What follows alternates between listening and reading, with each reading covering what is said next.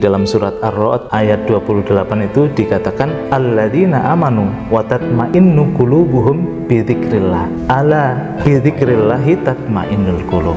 Jadi orang-orang yang ketika mengingat Tuhan itu hatinya menjadi tenang. Kenapa menjadi tenang? Karena hidupnya itu fokus. Yang tadi saya katakan masa lalu kan sebenarnya sudah nggak ada, hanya menjadi memori bayangan yang mengganggu kita. Tapi kan sebenarnya hakikatnya sudah nggak ada. Begitu juga dengan masa depan, belum terjadi dan belum ada kok. Yang jelas ada, yang jelas terjadi itu kan saat ini, al-an. Nah, al-an itulah disebut sebagai zikrullah. Ketika kita bisa mindfulness, ketika kita zikir, sebenarnya yang kita ingat itu apa?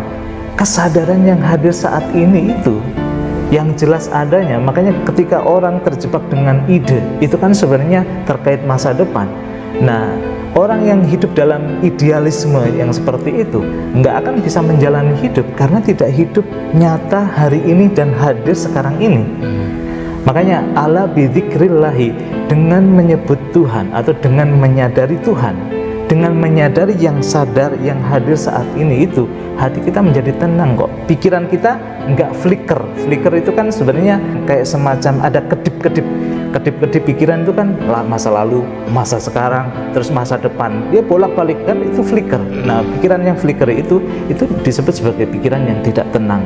Nah, makanya dengan ala bidzikrillahi tatmainnul qulub, dengan menyebut Tuhan, dengan menyebut Allah, dengan menyadari Tuhan, dengan menyadari yang hadir ini, sebenarnya hati itu menjadi tenang, tidak tergoda masa lalu, tidak tergoda masa depan, dan hidup menjalani apa adanya hari ini, saat ini itu.